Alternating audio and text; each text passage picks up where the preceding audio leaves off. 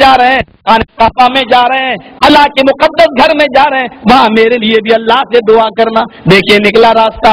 لیکن جب یہی مولوی مر جائے گا تو اب یہ مولوی میرے لیے دعا نہیں کرے گا, بلکہ وہ مولوی ہماری دعا کا محتاج ہوگا. اور سب سے پہلے محتاج کی دکھلا دی ہے. جنازے کی نماز میں دیکھ تو مر گیا ہے, قبر میں بعد میں جا رہا ہے, پہلے تو ہماری دعا کا محتاج ہے. اللہم اغفر لحینا و میتنا و شاہدنا و غائبنا و صغیرنا و کبیرنا. اللہ تو ہمارے زندوں کو بخش دے, ہمارے مردوں کو بخش دے, ہمارے مردوں کو بخش دے, ہماری عورتوں کو بخش دے. یہ ساری دعائیں کی جاتی ہیں. ہمارے بڑوں کو بخش دے, ہمارے چھوٹوں کو بخش دے. دیکھو وہ قبر میں بعد میں گیا ہے, قبر میں جانے سے پہلے ہی وہ ہمارا محتاج ہو گیا ہے, ہماری دعاؤں کا محتاج ہو گیا ہے. اب وہ میرے لیے دعا نہیں کر سکتا, بلکہ اب ہم اس کے لیے دعا کریں گے. یہ منظر پہلے دکھلا دیا ہے. کوئی سمجھنے والا تو ہو اس عقیدے کو, کوئی جاننے والا تو اس عقیدے کو. لیکن اس عقیدے کو وہ لوگ کیسے سمجھیں گے جن کا عقیدہ یہ ہو کہ خواجہ معین الدین چشتی کا جب انتقال ہوا اور جب ان کو اٹھا کر لے جایا جا رہا تھا دفن کرنے کے لیے, اور ان کی جنازے کی نماز پڑھانے والا کوئی ایسا آدمی نہیں مل رہا تھا جس کی تہجد کی نماز کبھی قضا نہ ہوئی ہو, تو انہوں نے خود اپنی جنازے کی نماز خود پڑھائی. جس کا عقیدہ یہ ہو میرے بھائی ہو, پھر بتاؤ تو صحیح کہ اس آدمی کو کیسے سمجھایا جائے اور اس کو کیسے منایا جائے. میں نے مسجد حنین کے اندر, قائد آباد کے اندر ایک بہت باریک پوائنٹ نکالتے ہوئے لوگوں کو بتایا تھا کہ اللہ تعالیٰ نے کیا فرمایا قرآن کریم کے اندر, انک لا تسمع الموتى ولا تسمع الصم الدعاء. اے نبی آپ مردوں کو اپنی آواز نہیں سنا سکتے. غور کیجیے گا, اسمع یسمع اسمع سنانا, سمع یسمع سننا, اسمع یسمع سنانا, لا تسمع انک لا تسمع الموتى, موتا کا لفظ بھی موجود ہے. اے نبی آپ اپنی آواز مردوں کو نہیں سنا سکتے.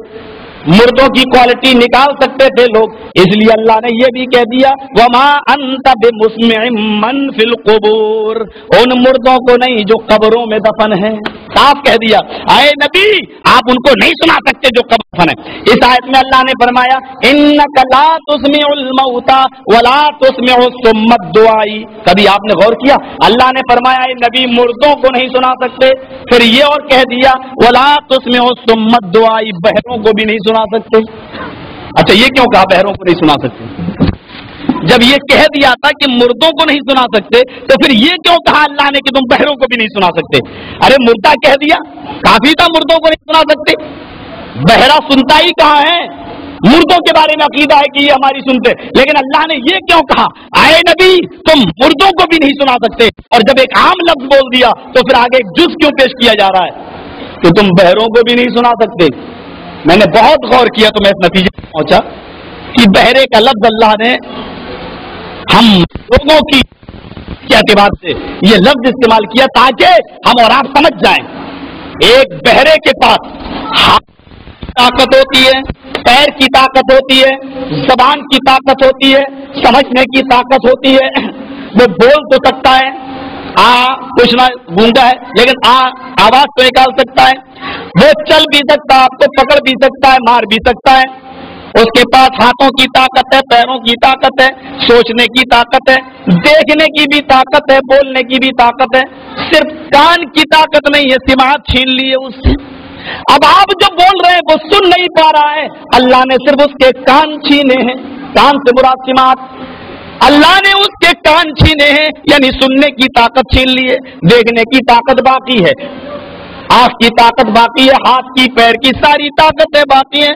یہ بتانا چاہتا ہے میرا پروردگار عالم وہ رب العالمین یہ بتانا چاہتا ہے کہ اے نبی آپ اتنے بے بس اور اتنے کمزور ہیں کہ جس سے میں نے صرف کان کی طاقت چھینی ہے آپ صرف اس کو اپنی آواز نہیں سنا سکتے. جس سے میں نے صرف کان چھین لیے آپ اس کو نہیں سنا سکتے, اور جس کی پوری روح ہی نکال لی, ہاتھ پیر اور ساری چیزوں کی طاقت ہی میں نے چھین لی, اس کو آپ کیا سنا سکیں گے؟ ہاتھ کی طاقت باقی ہے, پیر کی طاقت باقی ہے, ساری چیزیں موجود ہیں, لیکن پھر بھی آپ سنا نہیں سکتے. اے نبی جس کے میں نے صرف کان چھینے, ساری چیزیں موجود ہیں, صرف کان چھینے, آپ اس کو نہیں سنا سکتے, اور جس کی ساری چیزیں میں نے چھین لی ان مردوں کو آپ کیا سنا سکیں گے؟ اتنی گہری فتویٰ یہ آئے گا کہ قرآن پڑھنے کی اور سیکھنے کی ضرورت نہیں ہے, انگلی چلاتے رہو ثواب ملتا رہے گا. یا زیادہ سے زیادہ یہ آئے گا کہ جب کوئی مر جائے تو کرائے کے ٹٹوؤں کو بلاؤ, ایک ایک پارا ان کو دے دو, بخش دو, سیدھا ڈائریکٹ جنت میں نہیں جنت الفردوس میں. اگر کوئی آدمی قرآن کی بخشش سے جنت کا حقدار بنتا ہوتا تو انڈیا کی اندرا گاندھی جنت الفردوس کی حقدار ہوگی. تمہارے یہاں جو مرتا ہے ایک قرآن بخشا جاتا ہے. اندرا گاندھی جب مری تو ان ضمیر فروش کٹھ ملاؤں نے اس کی سمادھی پر تین مرتبہ قرآن خوانی کی اور 3 قرآن بخشے اس کے اوپر. جب ایک قرآن جس پر بخشا جائے وہ جنت کی حقدار ہو رہا ہے تو اندرا گاندھی جنت کی حقدار کیوں نہیں ہوگی؟ میرے بھائیوں, تو یہ کہتے ہیں کہ نہیں وہ کافر ہیں.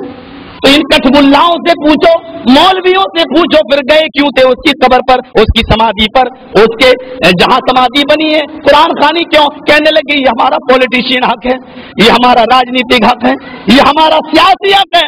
میرے بھائیو سیاست کو اس طریقے سے سچ کہا تھا اللہ کے نبی نے, قیامت کی نشانیوں میں سے ایک نشانی یہ ہوگی کہ انسان صبح کو کافر ہوگا, صبح کو مومن ہوگا, یصبح الرجل مومنا ویمسی کافرا, شام ہوتے ہوتے کافر ہو جائے گا, شام کو مومن ہوگا اور صبح ہوتے ہوتے وہ کافر ہو جائے گا. یبیع دینہ بعرض من الدنیا, وہ دین کو دنیا کے چند پیسوں میں چند سکوں میں بیچ دے گا. تو یہ شرک ہے. ہم بیوی کو بھائی کو اس لیے نہیں پکارتے ہیں کہ وہ ہمیں مشکل کشاں ہیں یا وہ ہماری ساری مصیبتیں دور کر دیتے ہیں. شرک تو اللہ کو کسی قیمت پر گوارا نہیں ہے, کسی بھی قیمت پر, بلکہ اس نے اپنے نبی جناب محمد رسول اللہ سے بھی فرما دیا, اپنے نبی سے بھی کہہ دیا لئن اشرکت لیحبطن عملک لتکونن من الخاسرین. علماء بیٹھے ہیں, ذرا پوچھیے آپ اس آیت کا ترجمہ. ان کہاں آتا ہے اور حرف شرط پر بھی لام داخل ہے. لئن اشرکت, ان اشرکت نہیں لئن اشرکت, حبط یحبط مانی چکنا چور کر دینا, کچل دینا, اور اس پر لام داخل ہے لا یحبطن, اور نون تاکید بانون ثقیلہ داخل ہے, نون تاکید کا ثقیلہ کا نون بھی داخل ہے. اب ترجمہ یہ ہوگا اے نبی سن لو کان کے پردے کھول کر, اگر آپ نے بھی شرک کیا لا یحبطن عملک, تو آپ کے عملوں کو برباد کرنے سے دنیا کی کوئی طاقت نہیں روک سکتی ہے. لا یحبطن عملک, تو آپ کے عمل بھی برباد ہو جائیں گے. لتکونن من الخاسرین, اور تو بھی خسارہ اٹھانے والوں میں سے, جہنمیوں میں سے ہو جائے گا. اللہ نے اپنے نبی سے بھی کہہ دیا ہے اے نبی اگر آپ شرک کریں گے تو آپ کے بھی سارے عمل برباد ہو جائیں گے. یہ شرک اتنا خطرناک جرم ہے جس کو وارننگ کے طور پر اللہ نے نبی سے بھی کہہ دیا لئن اشرکت لیحبطن عملک. حرف شرط پر بھی لام داخل ہے, پھر جزا پر بھی لام داخل ہے. لئن اشرکت لیحبطن عملک, تو آپ کے عمل برباد ہو جائیں گے, چکنا چور ہر حال میں, کوئی نہیں روک سکتا ان کو. اور لتکونن, پھر یہ بھی کہا, دیکھیے ذرا غور کیجیے, ادھر بھی نون داخل ہے, لتکونن من الخاسرین, اور آپ خسارہ اٹھانے والوں میں سے, جہنمیوں میں سے ہو جائیں گے. شرک اللہ کو کسی قیمت پر بتایا. ان تدعوا للہ ندا وہو خلقک, اللہ کو چھوڑ کر کسی اور کو آپ نے پکارا حالانکہ اس نے تمہیں پیدا کیا. یہ سب سے بڑا گناہ ہے اللہ کی نظر میں. پوچھنے والا خاموش نہیں رہا, اس نے ایک اور سوال کر دیا, ثم ایون, اس کے بعد سب سے بڑا گناہ کون سا ہے؟ اے اللہ کے نبی میں نے سوچ لیا, سمجھ لیا. لوگ آیا کرتے تھے, ایک دیہات سے آیا, کافی دور کا رہنے والا تھا, اس کو رات ہی میں سفر کرنا تھا, دور جانا تھا. اس نے کہا اللہ کے نبی میرے پاس زیادہ وقت نہیں ہے, اے اللہ کے حبیب میرے پاس زیادہ ٹائم نہیں ہے, راستہ پرخطر ہے, راستہ ڈینجر ہے, درندے اور پرندے چرندے رہتے ہیں, ہم کو پھاڑ سکتے ہیں, کھا سکتے ہیں, رات ہونے سے پہلے پہلے مجھے گھر پہنچنا ہے. آپ نے فرمایا آنے کا مقصد بتاؤ. اللہ کے نبی مجھے 2 جملوں میں 2 لفظوں میں مختصراً بتا دیجئے توحید کسے کہتے ہیں. اے اللہ کے نبی مجھے ٹائم زیادہ نہیں, آپ کی لمبی چوڑی باتیں سننے کا وقت نہیں ہے میرے پاس, مجھے 2 لفظوں میں بتا دیجئے کہ توحید کسے کہتے ہیں تاکہ میں اپنے گھر آسانی سے پہنچ جاؤں. راستہ بڑا پرخطر ہے, آپ نے اس کی ضرورت کو سامنے رکھا, آپ نے اس کی منزل کو بھی اپنے سامنے رکھا, اور آپ نے اس کو 2 ہی لفظوں میں بتا دیا کہ توحید کسے किसे कहते हैं? आपने फरमाया इज़ा सअल्त फसअलिल्लाह व इज़ा इस्तअनत फस्तइन बिल्लाह। जब सवाल कर तो अल्लाह से सवाल कर, और जब मदद तलब कर तो अल्लाह से मदद तलब कर। बस यही तौहीद है। 2 लफ्जों में तौहीद बतला दी उसको। उसने कहा इसके बाद सबसे बड़ा गुनाह कौन सा है? इमाम कायनात मोहम्मद रसूलुल्लाह सल्लल्लाहु अलैहि वसल्लम अल्लाह का हक बताने के बाद अब बंदों के हुकूक की तरफ आ रहे हैं। फरमाया अनतक़्तुल वलदका खशियत यतम।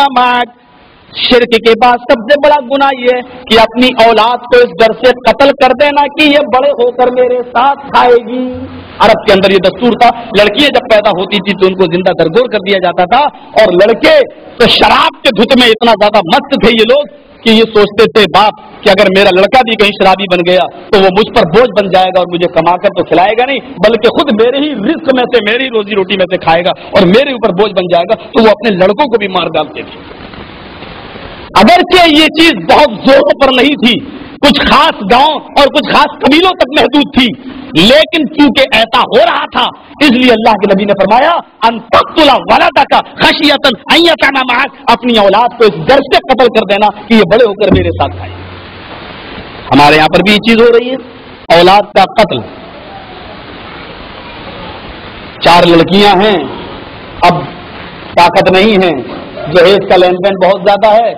डॉक्टर से देखा भाई मेरी बीवी हामिला, देखो उसने अल्ट्रासाउंड पर चेक किया, पता चला 5वीं भी लड़की है पेट में। डॉक्टर साहब अब मैं जहेज नहीं दे सकता हूँ और गरीबी ज्यादा, इसको इसकात हमल, इसको हमारे यहाँ बोलते हैं गर्भपात, इसको जो है आप ऑपरेशन कर दीजिए, निकाल दीजिए, मुझे नहीं चाहिए। हमारे इधर भी हो रहा है। उनके यहाँ लड़कियां पैदा होने के बाद भी 1.5 साल तक वो परवरिश करते थे और 1.5 साल के बाद जाकर दफन करते थे अरब के अंदर। हमारे यहाँ तो माँ के पेट में मार डाली जाती हैं, रहमे मादर में।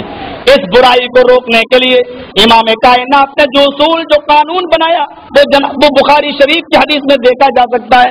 फरमाते अल्लाह के नबी, जो बच्चा बच्ची, जो लड़का लड़की रहमे मादर में मार डाले गए, वो हमल चाहे 15 दिन का हो, 1 महीने का, 2 महीने का, 3 महीने का, वो कितना ही बड़ा क्यों ना हो, कितना ही छोटा क्यों ना हो, जो बच्चा हमल ठहर जाने के बाद माँ के पेट में कत्ल कर दिया गया, मार डाला गया, इसकात कर दिया गया, कयामत के दिन अल्लाह ताला इस बच्चे को जबान देगा, ये बच्चा अपनी जबान लेकर हाजिर होगा।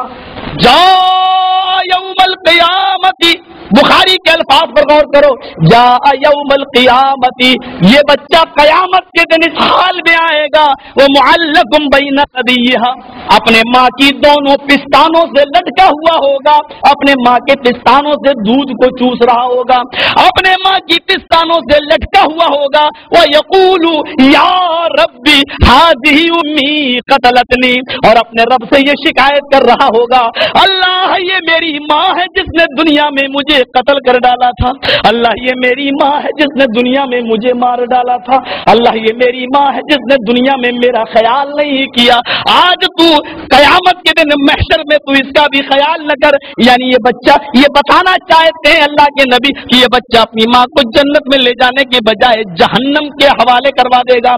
अल्लाह से शिकायत करके ये बच्चा अपनी माँ को जहन्नम का शिकार कर देगा। इस बुराई को आपने इस तरीके से रोका। फरमाया कि अल्लाह तुम्हें भी रिज्क देता और उनको भी रिज्क देता है। हमने ये बुराई इंडिया में तो देखी है, हॉस्पिटल में लिखा होता है हम दो हमारे दो, हम वहां आवाज उठाते हैं, लेकिन अफसोस ये कि आप किस मुल्क में आए तो हमें यहाँ पर भी दीवारों में लिखा हुआ देखा गया। मैंने ये देखा छोटा घराना खुशियों का खजाना, पता नहीं ये कहाँ की हदीस है, कौन सी जबान है, क्या बताना चाहती है हमारी हुकूमत। ये तमाम बातें बयान करने के बाद ऐसा लगता है कि शायद अल्लाह की जात के ऊपर से एतबार इन लोगों का उड़ चुका है, पूरी तरीके से नास्तिक दहरिया बन चुकी है। अल्लाह को हिदायत अता फरमाए, अल्लाह इसको जनाब मोहम्मद रसूलुल्लाह सल्लल्लाहु अलैहि वसल्लम के उसूल